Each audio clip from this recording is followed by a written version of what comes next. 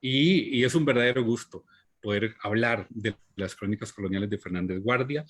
En esta edición, aquí tengo, ya están saliendo del horno, ¿verdad? Los primeros ejemplares, una edición muy hermosa, y hay que atribuir también el trabajo de esta edición a mi querido amigo Juan, que se pule especialmente en estos trabajos. Es una portada muy hermosa, tomada del álbum de Figueroa, ¿verdad? Algunas de las imágenes menos conocidas del álbum de Figueroa, hay algunas que son más populares, pero esta de las carabelas nos pareció espectacular para esta edición.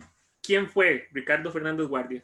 Muy bien, Juan. Sí, yo creo que fue a inicios de este año, no, desde el año pasado comenzamos a hablar del centenario de las crónicas coloniales. Y yo debo decir que yo tengo una relación muy especial con don Ricardo Fernández, a pesar de que él murió en 1950, ¿verdad? Sus fechas vitales son 1867, 1950, pero este es uno de los libros de literatura costarricense que a mí me impactaron de niño. Yo lo leí, afortunadamente conservo esta primera, la edición que yo leí Sí. siendo niño, es la de 1975, la editorial Costa Rica, con la particularidad, imagínense, era mi mamá le ponía mi nombre a mis libros, entonces por eso tiene una letra hermosa, era la letra de mi mamá.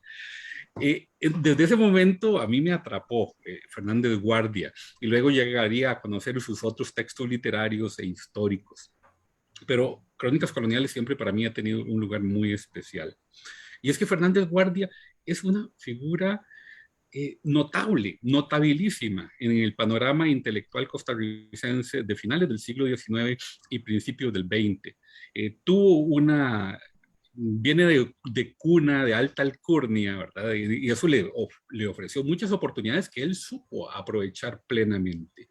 Hijo de ese gran historiador que le fue León Fernández, le permitió educarse en Francia, retornar a Costa Rica ya siendo adolescente y, según confesión propia, casi tener que volver a aprender español nuevamente, porque ya el francés se había convertido en su lengua materna. Pero luego domina el español otra vez en una forma espectacular y su prosa elegantísima. Fernández Guardia va a continuar entonces tras la muerte de su padre, León Fernández, que ese es todo otro gran tema, que no vamos a entrar en ese hoy.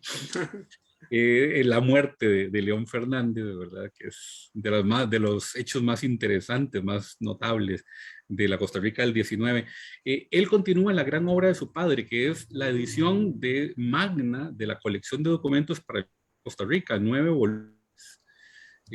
Ahora no estoy seguro hasta qué llega León Fernández, pero sí, su hijo, Carlos, es el que va a tener publicando los últimos tomos, que es un gran acervo documental sobre la Costa Rica colonial, que se inicia como una forma de encontrar documentos para defender Rica las pretensiones territoriales de Colombia.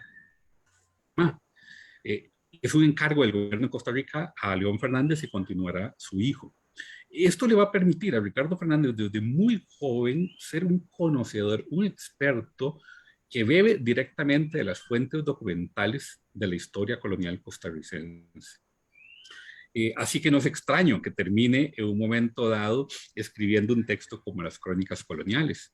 Pero antes se va a iniciar como escritor literario plenamente. Bueno, combina sus trabajos históricos con los literarios, y en 1894 da a luz el primer libro de cuentos costarricense, Hojarasca, que genera la gran polémica del nacionalismo en la literatura, donde Fernández Guardia es un defensor del credo modernista de la libertad del artista, de que el artista debe escribir de cualquier tema. Y esto lo va a enfrentar con los nacionalistas, Gallini a la cabeza, que dicen que el escritor costarricense debe escribir temas costarricenses.